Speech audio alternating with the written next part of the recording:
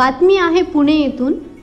पंतप्रधान नरेंद्र मोदी यांच्या दौऱ्याच्या अनुषंगाने शहरात घेण्यात आलेल्या कोम्बिंग ऑपरेशनच्या माध्यमातून गुन्हे शाखेच्या युनिट 1 ने पर्वती आरोपी येथील जनता वसाहतमधील एका भंगार व्यावसायिकाकडून मोठ्या प्रमाणावर बंदुकीच्या गोळ्या जप्त केल्या।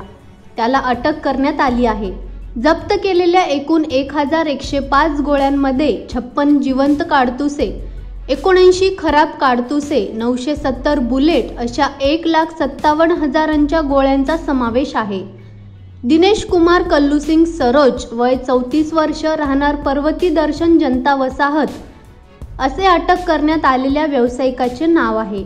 त्याला न्यायालयात हजर करण्यात आले असता 15 जूनपर्यंत पोलीस कोठडी सुनावण्यात आली आहे।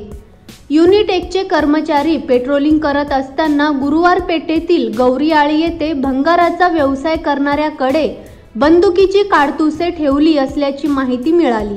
या माहितीच्या आधारे संबंधित ठिकाणी छापा टाकून युनिट 1 ने 1105 गोळ्या जप्त केल्या। एक पोलीस आयुक्त अमिताभ गुप्ता, अपर पोलीस आयुक्त रामनाथ पोकळे, उपायुक्त श्रीनिवास घाडगे, सहाय्यक पोलीस आयुक्त गजानन टोम्पे यांच्या सूचनेनुसार युनिट 1 चे वरिष्ठ निरीक्षक संदीप भोसले, उपनिरीक्षक संजय गायकवाड, सुनील कुलकर्णी, अजय जाधव यांच्या पथकाने ही कारवाई केली।